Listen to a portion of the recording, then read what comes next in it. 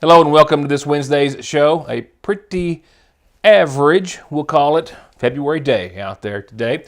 Not much average about our forecast in any other spot. We're still talking about the potential for some heavy rain, possibly some significant snow at the other end of your 7-day, and some temperatures that will still continue to go back and forth in many, many ways, or on many occasions, because there's just so many ways they can go back and forth. We'll have that highlighted in your updated forecast in just a few moments, hoping that a line of thunderstorms certainly early in the morning doesn't put down a whopping amount of rain, which is the potential as of right now. We'll get to that in a few seconds. Indictments from the Montgomery County Grand Jury, story we're working on, a brief update on the school calendar and attendance, and a host of other things before I leave you this evening. Governor Beshear today announced the opening of the second electric vehicle, EV, fast charging station. This located at the Circle K in Berea. Through Friday, February the 14th, drivers also can cop a charge for free. That's right, at the Circle K using the Circle K Charge app. The station is supported, of course, by federal funds and part of Kentucky's EV charging program, which is expanding the network of EV chargers across the state. The governor saying today that we must ensure that those who live in our Commonwealth and those who visit our new Kentucky home can travel through our state with confidence and ease, and a reliable EV charging network supports the economic and job growth we are seeing all across Kentucky. To access the free charging, all they have to do is download the app. Customers can search, select the location, charge your port, connect, and through February the 14th, Valentine's Day, they can get a charge for free. The Berea site has 4 ABB e-mobility 180 kilowatt, of course, fast chargers. Each can charge a typical EV in about 20 minutes. This is part of, of course, the National Electric Vehicle Infrastructure Program, NEVI for short, which launched in February of 2022 with over $5 billion over 5 years to help states, the District of Columbia, and Puerto Rico create a network of EV charging stations with an emphasis on building the infrastructure along interstate highways and corridors. Kentucky has already awarded 48 fast charging stations from 11 developers for about $33 million in federal formula funds so far to date. The sites are along the state's interstates and parkways. Each station must have at least 4 charging ports of 150 kilowatts or more, be accessible to the public 24 hours a day, 7 days a week, and work with most EV models. I just referred to it briefly a number of days ago, possibly a few weeks, that we're still awaiting confirmation, but believe that a site has been selected here in Sagersville for an EV station here along Restaurant Row. Still waiting on the official word out of Frankfort, and as soon as I have that, we'll be doing a story on that coming to Montgomery County and have, of course, any information on times, dates, and the like. We're talking to a friend of mine, a Montgomery County Sheriff's Deputy who works in the Justice Center, as well as a member of the Montgomery County Rescue Squad, who I've known for a number of years, and he has been putting some detective skills to work, and he has been finding information after learning of a Montgomery County fallen officer whose name is not on the National Law Enforcement Monument. He's been trying to change that. The officer was killed in the line of duty in 1930 on Carver, responding to a drunk and disorderly call. He was actually shot by another man who was just out of prison and at that time, and we know that Officer Fred Cole is going to be part of the story as we're still trying to help Tommy Campbell find some more details about his efforts and Mr. Cole and getting his name, of course, where it needs to be recognized. So look for that here on the show and in the Sagersville Independent. Right now, a couple of indictments, actually 3, I think, returned from the Montgomery County Grand Jury. Per a case and evidence presented by the Montgomery County Sheriff's Department to the Montgomery County Grand Jury, they returned an indictment in the name of 47-year-old Paul E. Varney of Prestonsburg for a single count of possession of a controlled substance in the first degree, that being methamphetamine, after being found in possession in April of 2023 in Montgomery County and subsequently arrested. Another indictment also for a single count of possession of a controlled substance, first degree, first offense, that being methamphetamine, was returned in the name of Matthew Carr of Sagersville, 36 years of age, indicted for possession of meth. Again, the case presented by the Montgomery County Sheriff's Department after being found in possession in March of last year by the SO. And lastly tonight, a Talcum, Kentucky woman identified as Vanessa N. Stacy, was indicted by the grand jury for possession of a controlled substance, first degree, first offense meth, tampering with physical evidence, possession of drug paraphernalia, and possession of marijuana. That indictment in the case as well presented by the McGoffin County Sheriff's Department. Varney's indictment was returned in April of 2024, Carr's in November of last year, and Stacy's was a result of an indictment returned in August of last year, but has since been able to be served, and those individuals lodged either in the Big Sandy Regional Detention Center or another facility.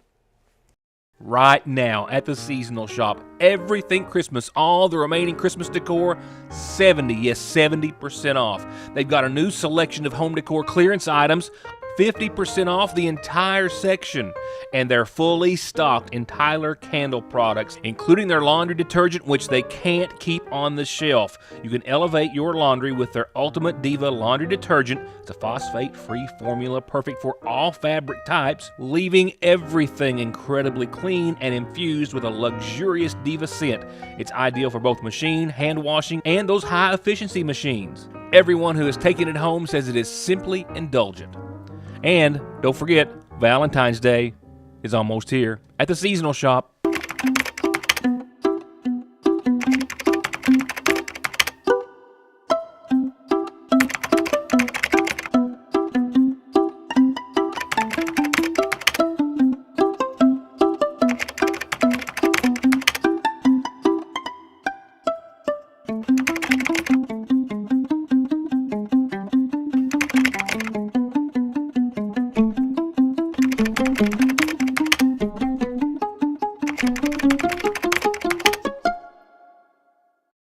Colin Mockery and Brad Sherwood, the dynamic duo from television's Whose Line Is It Anyway, are coming to town, and they're asking for trouble. Our show is completely made up. Prepare for a side-splitting interactive extravaganza as these improv wizards hit the stage, serving up a night of unscripted comedy gold. It sounds like a big waste of time and a lot of money. It is. Don't miss Colin Mockery and Brad Sherwood. Catch them on Sunday, May 18th at the Mountain Arts Center. Get your tickets today at macarts.com. There are several risk factors that may put a patient at risk for heart disease. Especially people who have diabetes or hypertension or high cholesterol and have a family history of heart disease. Neglecting to see a cardiologist can put you in trouble. You may develop problems that may not be reversible. We see many people who do not have an actual diagnosis of a heart problem, but may be at risk of heart disease, and we do whatever we can to help mitigate that risk to help prevent disease in the future. ARH.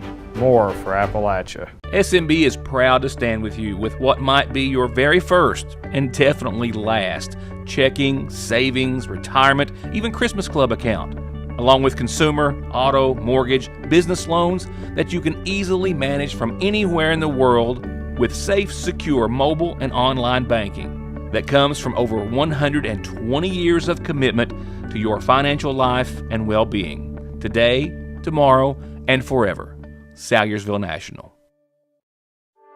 I love working in the coal mines, even though it was hard work. But if you suspect you have black lung, you can't work anymore. You'll find out that filing for benefits is hard too. I had friends who give up after years of trying. If it hadn't been for Big Sandy Healthcare, I wouldn't even try myself. If you think you have black lung, call Big Sandy Healthcare and get the help you deserve. Right now, an update on the McGoffin County Schools calendar and attendance rates. Some schools in Kentucky having to close for illness. Some schools, many in eastern Kentucky especially, will have a hard decision to make if it gets to that, because a lot of them, like McGoffin and Johnson and other counties, well, they missed pretty much the entire month of January. So getting kids in school is going to be harder this year than ever. The McGoffin County Board of Education approved a change to the current school calendar as it was in a special called meeting that they held briefly on Tuesday the 28th, taking out a scheduled break to make up for 2 of the recent snow days that they had to take. In the meeting, the school board approved the change of Friday, February the 14th, and Monday, February the 17th, making them 2 regular school days instead of scheduled breaks that they already had on the calendar. So those breaks are gone.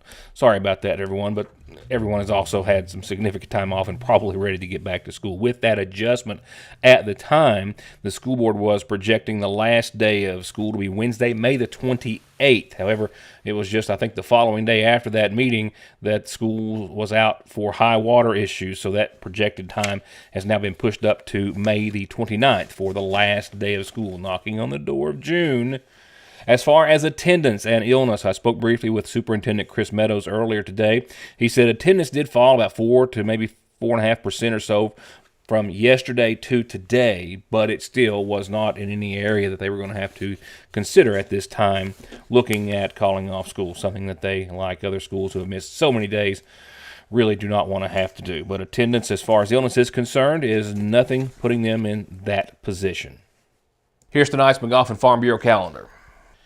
First and foremost, a couple of friends and viewers stopped me in town. It's been several days ago, and asked me to put Revival coming up at the Bloomington United Baptist Church on the community calendar. I wrote it down, put it in my pocket, and literally filed it over here where it was not to be found until today. So, with my apologies, Revival hasn't started yet, but starting this Friday and nightly thereafter at 7, the Bloomington United Baptist Church invites you, everyone, to come and join them for Revival, again starting this Friday night at 7 o'clock. And I will remind you, save the date for 4-H camp. Sure, it's not till June 3rd through the 6th, but if you got a kid anxious to go or a herd of them ready to go, well, you can start planning ahead, paying ahead as well. Great idea, I think. So 4-H camp, 349-1236. Call now to find out more. It'll be here before you know it. And what a time it will be.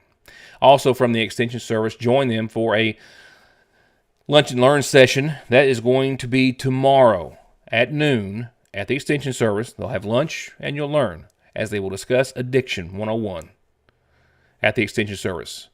How to detect addiction, how to find help, and much more. With a meal. A private pesticide applicator training is coming up February the 12th. That is next Wednesday, a week from today, 9 till 12 at the McGoffin County Extension Service. Call 349-3216 if you have any questions, but a private pesticide training coming up at the Extension Service next Wednesday at noon, which is also the 12th. And call me when you have a calendar announcement, or just get that to me any way you can. And, of course, birthdays and anniversaries are just as welcome and wanted.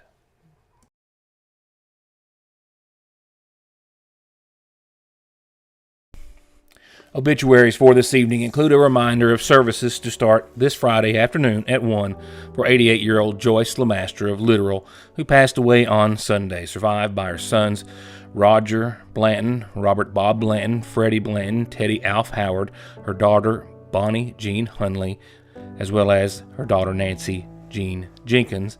All of Sagersville are sisters Wilma Lee Gamble Blanton, Betty Gamble Blanton, 13 grandchildren, 26 great-grandchildren, and 7 great-great-grandkids. Joyce is preceded in death by her husband Eugene Lemaster, 12 brothers and sisters. And funeral services again start Friday at 1 from the McGoffin County Funeral Home. Visitation will be tomorrow night from 6 until 9.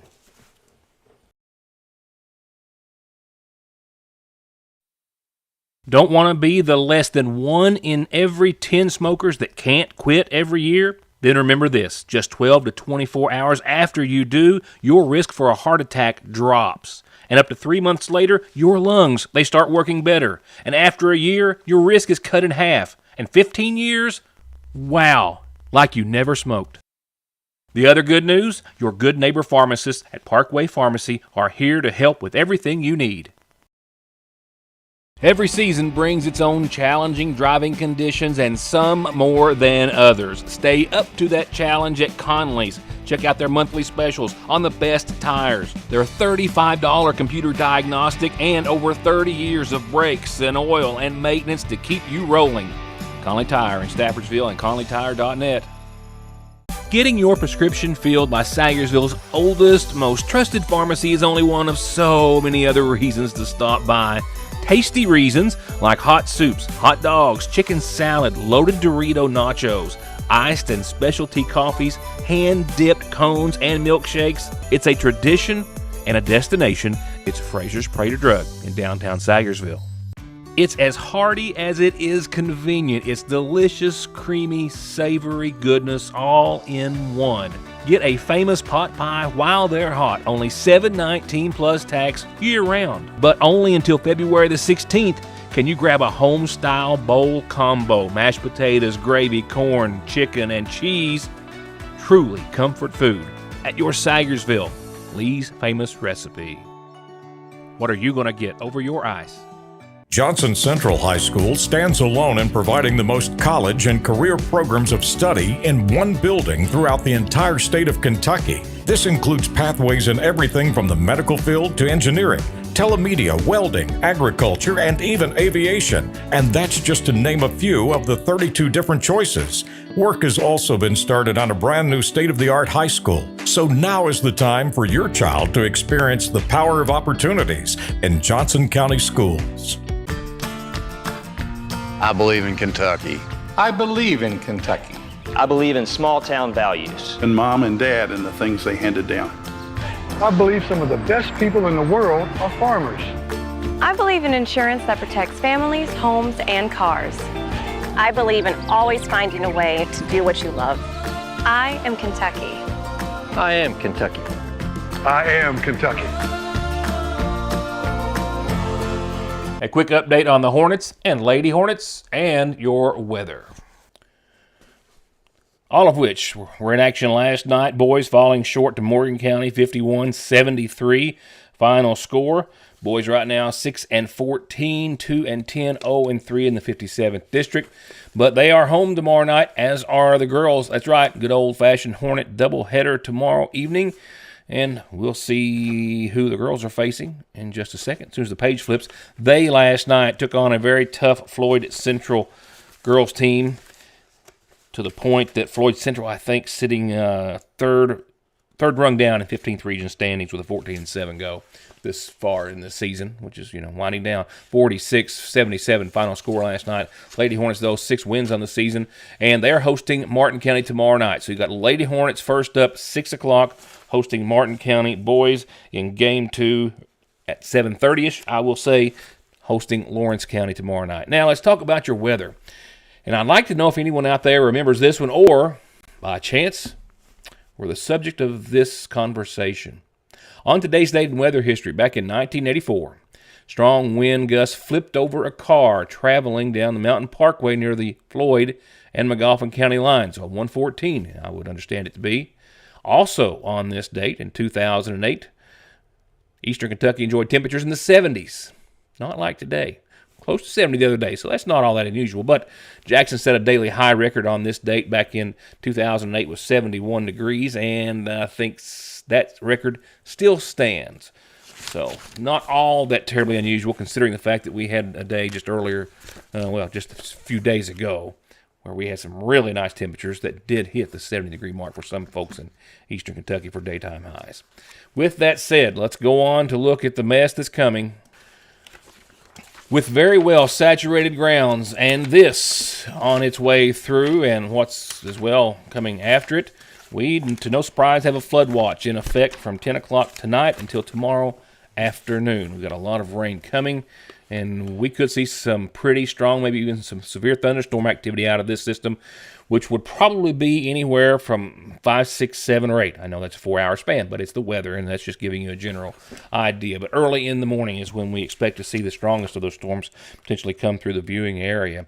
Here's what we are looking at as far as data in your 7-day tonight. 57 degrees. Yes, I said 57 degrees. Even though we're already at 39 out there at this hour, we're going to start to flip it around, and temperatures are going to rise to 57 by 5 a.m.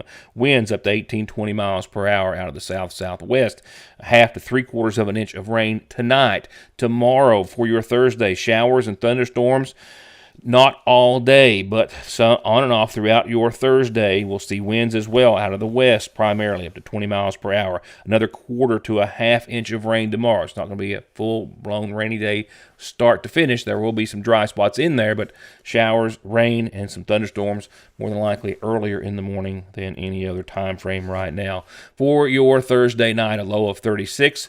And then Friday will be sunny. I mean, it's going to be a nice day on your Friday. It's going to clear out, calm down. We'll be in the low 50s, so not all that bad.